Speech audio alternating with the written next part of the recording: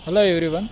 आज carboxylic acid में eating effect of dicarboxylic acid का अध्ययन करेंगे। Eating effect of dicarboxylic acid में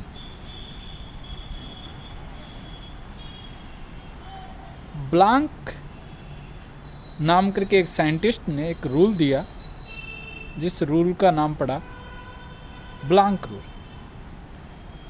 इस रूल के अकॉर्डिंग कि दोनों कार्बोक्सिलिक ग्रुप हैं, उनकी रिलेटिव पोजीशन का पता लगाने के लिए इस रूल को यूज में लिया जाता है। रिलेटिव पोजीशन का मतलब है कि दोनों कार्बोक्सिलिक ग्रुप हैं वो किस पोजीशन पे हैं। जैसे ऑक्जेलिक एसिड में 1 और 2 पे हैं, जबकि मेलोनिक एसिड में 1, 2 और 3 पे हैं, अर्थात 1 और 3।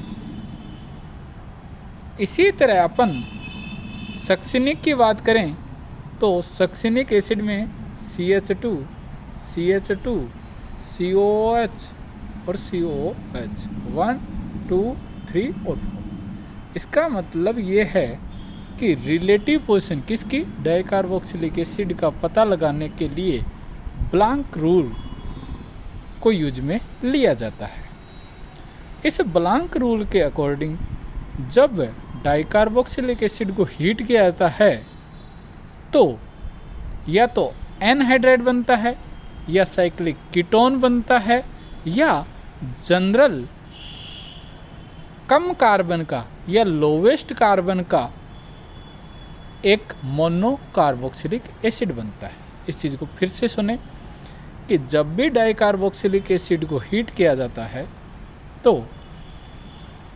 लोवेस्ट कार्बन का, जैसे यहाँ 2 कार्बन थे, यहाँ 1 कार्बन का क्या बना, एसिड। यहाँ कितने कार्बन हैं, 2, यहाँ 1। इसका मतलब 2 कार्बन का डाइकार्बोक्सिलिक एसिड था, उसे हीट किया गया तो लोवेस्ट मतलब 1 कार्बन का मोनो कार्बोक्सिलिक एसिड प्राप्त हुआ। इसी तरह मेलोनिक एसिड, ये कई बार एग्जाम में पूछा गया है। मेलोनिक एसिड को जब भी अपन हीट करते हैं तो यहाँ 3 कार्बन थे, यहाँ 2 कार्बन का मोनो कार्बोक्सिलिक एसिड प्राप्त हुआ। इसका मतलब इन दोनों ही केस में CO2 गैस है वो लिबरेट होती है जब अपन हीट करते हैं। तो इसमें ऑक्जेलिक में और मेलोनिक में, ऑक्जेलिक में CO2 गैस के एलिमिनेशन के बाद में फॉर्मिक बनता है, मेलोनिक के अंदर क्या बनता है, एसिटिक एसिड। कैसे बनता है, ध्यान से सुनो। ये प्रोटॉन यहाँ से इधर आया और ये इधर मूव किए, जो कार्बोनिल कार्बन के बीच का बॉन्ड ब्रेक हुआ। इस कार्बोनिल कार्बन पर नेगेटिव चार्ज आया और उस नेगेटिव पे कौन जुड़ गया, H। और कौन सी गैस एलिमिनेट हो गई, CO2। इसी तरह मेलोनिक, ये इलेक्ट्रॉन इधर आए, ये बॉन्ड ब्रेक हुआ, CH पर कौन सा चार्ज, CH2 पर कौन सा चार्ज आया, नेगेटिव, जो कि क्या है, डिलोकलाइज्ड भी है। ये नेगेटिव चार्ज के ऊपर कौन जुड़ जाएगा, हाइड्रोजन। या दूसरा अपन ये कह सकते हैं कि जब भी अपन का डीकार्बोक्सिलेशन होता है, इन दोनों में डीकार्बोक्सिलेशन ही है, तो उसके लिए साइक्लिक ट्रांजिशन स्टेट है वो बनती है, वो भी कई बार पूछ सकता है। जैसे ये मेलोनिक एसिड है, ये हाइड्रोजन और ये इलेक्ट्रॉन इधर आए, और ये इलेक्ट्रॉन इधर आए, और ये पाई इलेक्ट्रॉन इधर चले गए, तो इस O और CH के बीच में बॉन्ड बन गया। इस O और CH के बीच में बॉन्ड ब्रेक हो गया, और इस O और कार्बन के बीच में यहाँ आप कर लेना, सिंगल बॉन्ड तो था ही, अब डबल बॉन्ड करेक्टर आ जाएंगे तो यहाँ भी डॉटेड है। ये बॉन्ड यहाँ क्या हो गया, ब्रेक हो गया, तो मैंने ब्रेक CO कर दिया। यहाँ पर डबल बॉन्ड आया तो मैंने सिंगल बॉन्ड के साथ साथ डॉटेड लाइन, यहाँ डबल बॉन्ड था वो सिंगल बॉन्ड में, इसका मतलब पाई बॉन्ड ब्रेक हो गया। तो इस स्टेट को अपन क्या कहते हैं, ट्रांजिशन स्टेट। ट्रांजिशन स्टेट में ये होता है जो बॉन्ड ब्रेक होता है या जो बॉन्ड बनता है उसे डॉटेड लाइन से शो करते हैं। यहाँ ऐसा होने के पश्चात होगा क्या कि ये हाइड्रोजन है वो इधर आ जाएगा और यहाँ जो पाई बॉन्ड है वो इधर आ जाएगा। तो देखो O पर कौन जुड़ गया, H, कार्बन कार्बन के बीच में डबल बॉन्ड, ये क्या बन गया, इनोल। और इनोल और कीटो में आपको पता है कौन स्टेबल होता है, कीटोन। तो ये इलेक्ट्रॉन इधर, ये इलेक्ट्रॉन इधर, ये कौन सी है, कीटो इनोल टोटोमेरिज्म। उससे क्या बना, एसिटिक एसिड। तो ऐसे भी बना सकते, कई बार ये क्वेश्चन पूछा जा सकता है। इसका मतलब ये हो गया कि अब तक अपन ने डाइकार्बोक्सिलिक एसिड के बारे में पढ़ा, तो हीट किया तो CO2 गैस है उसका एलिमिनेशन हुआ।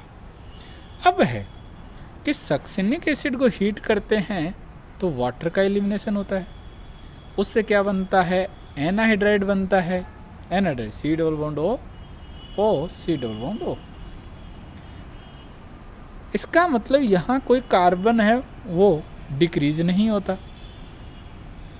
अगला, ग्लूटारिक एसिड में भी वाटर का एलिमिनेशन होता है और एनहाइड्राइड बनता है, यहाँ भी कार्बन एटम है वो डिक्रीज नहीं होते।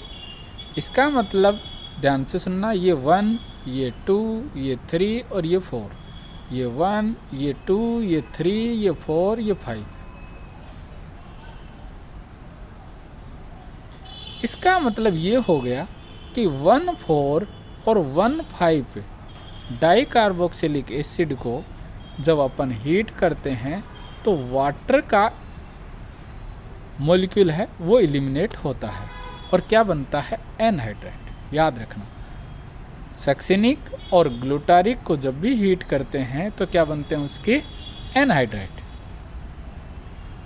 या कहूँ वहाँ से CO2 गैस का एलिमिनेशन ना होकर के वाटर का एलिमिनेशन होता है। हो गया। अगला,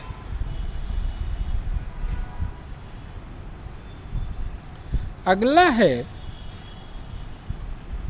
कि एडिपिक और सुबेरिक एसिड, पिमेलिक एसिड है। एडिपिक और कौन सा है, पिमेलिक एसिड। उसको जब भी अपन हीट करते हैं H2O के साथ साथ CO2 गैस का भी एलिमिनेशन होता है और एक साइक्लिक कीटोन का फॉर्मेशन होता है। इसका मतलब यहाँ एक कार्बन एटम डिक्रीज हो गया और एक साइक्लिक कीटोन का निर्माण हुआ। इसका मतलब ये कह दूँ, एडिपिक एसिड को जब भी अपन हीट करते हैं CO2 गैस के साथ वाटर का भी एलिमिनेशन होता है और साइक्लोपेंटेनोन का निर्माण होता है। इसी तरह यदि पिमेलिक एसिड को भी अपन हीट करें वाटर के साथ साथ CO2 गैस का एलिमिनेशन होता है और साइक्लोहेक्सेनोन का निर्माण होता है। यहाँ भी एक कार्बन एटम डिक्रीज होता है। अब बात ये सुनना कि यहाँ 1, 2, 3, 4, 5 और 6, 1, 2, 3, 4, 5, 6 और 7। इसका मतलब 1, 6 और 1, 7 डाइकार्बोक्सिलिक एसिड है, उसे हीट करते हैं तो वाटर के साथ साथ CO2 का एलिमिनेशन होता है। 1, 6 में साइक्लोपेंटेनोन का निर्माण होता है और 1, 7 में साइक्लोहेक्सेनोन का निर्माण होता है। इसका मतलब 7 में से एक माइनस कर दूं तो कौन सा हुआ, 6। तो 6 मेंबर रिंग का कीटोन बनेगा। 6 में से 1 माइनस कर दूं तो कितना हुआ, 5 मेंबर रिंग का कीटोन बनेगा। ये याद रखना, 1, 6 और 1, 7। जबकि 1, 2, 3, 4, 1, 4, 1, 2, 3, 4, 5, 1, 4 और 1, 5 में केवल वाटर का एलिमिनेशन होता है और कार्बन एटम डिक्रीज नहीं होता और उसका एनहाइड्राइड बनता है। आगे ये बात समझे। और एक रूल ये था कि यहाँ है वो ना तो एनहाइड्राइड बनता है ना ही क्या है, साइक्लिक कीटोन बनता है। एक कार्बन एटम डिक्रीज होता है बट जनरल मोनोकार्बोक्सिलिक एसिड बनता है। इसका मतलब ये हो गया कि ब्लैंक रूल ये कहता है कि दोनों कार्बोक्सिलिक ग्रुप हैं, उनकी एक दूसरे के रेस्पेक्ट में पोजीशन क्या है इसका पता लगाया जा सकता है। कैसे? कि अपन ने पढ़ा था कि 1415 से क्या बनता है? एनहाइड्रेट। और अपन ने पढ़ा था 16 और 17 से क्या बनता है? कीटोन।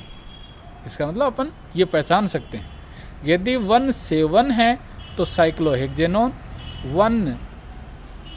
16 है तो साइक्लोपेंटेनोन। इसका मतलब ये किस रूल से पता चला? Blank rule. उसे अपन कौन सा इफेक्ट कह सकते हैं? Eating effect. जबकि मेलोनिक एसिड से क्या बनता है?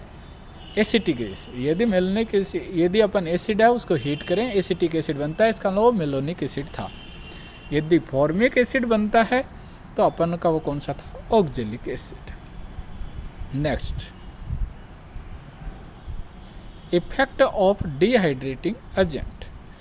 डिहाइड्रेट, इसका मतलब H2SO4 है, H3PO4 है, P2O5 है, ये सब लुईस एसिड है, ये डिहाइड्रेटिंग एजेंट होते हैं। डिहाइड्रेटिंग एजेंट का मतलब ये होता है कि यहाँ स्मॉल मॉलिक्यूल का एलिमिनेशन होता है, जैसे वाटर है, गैस है, उनका क्या होता है? एलिमिनेशन होता है। जैसे H2SO4 को, ऑक्जेलिक एसिड को H2SO4 की प्रेजेंस में हीट करें तो यहाँ देखना वाटर, CO और CO2, वाटर, CO और CO2, याद रखना ये चीज़। जबकि यदि इसे ऑक्जेलिक एसिड को केवल हीटिंग इफेक्ट शो करें तो CO2 प्लस फॉर्मिक एसिड, ये चीज़ इम्पॉर्टेंट है। P2O5 के साथ यदि मेलोनिक एसिड को हीट करें तो देखना यहाँ से वाटर निकल गया, यहाँ से वाटर निकल गया, तो इस कार्बन और कार्बन के बीच में डबल बॉन्ड, इस कार्बन कार्बन के बीच में भी डबल बॉन्ड। ये रहा। कितने कार्बन थे? 3, 1 2 3, तीनों कार्बन के बीच में डबल बॉन्ड है, और ये दो क्या थे? कार्बोनिल। इसको कहते हैं कार्बन सब ऑक्साइड। इसका मतलब मेलोनिक एसिड को जब डिहाइड्रेटिंग एजेंट की प्रेजेंस में हीट किया जाता है तो कार्बन सब ऑक्साइड बनता है। इसी तरह अपन एनहाइड्राइड लें तो एनहाइड्राइड है वो क्या करता है? वाटर का एलिमिनेशन करता है, सक्सिनिक से क्या बनता है? एनहाइड्राइड। उधर भी अपन हीटिंग इफेक्ट दिखाते हैं तो वहाँ भी क्या बन रहा था? एनहाइड्राइड। इसका मतलब ओवरऑल अपन ये कह सकते हैं कि डिहाइड्रेटिंग एजेंट में ऑक्जेलिक एसिड से CO, CO2 और वाटर, जबकि मेलोनिक एसिड की P2O5 के साथ डिहाइड्रेटिंग एजेंट की प्रेजेंस में हीटिंग करें या हीट करें तो कार्बन सब ऑक्साइड, सक्सिनिक एसिड से सक्सिनिक एनहाइड्राइड। इस वीडियो में आपको कहीं भी कोई समस्या हो आप मुझे फिर पूछ सकते हो। थैंक्स।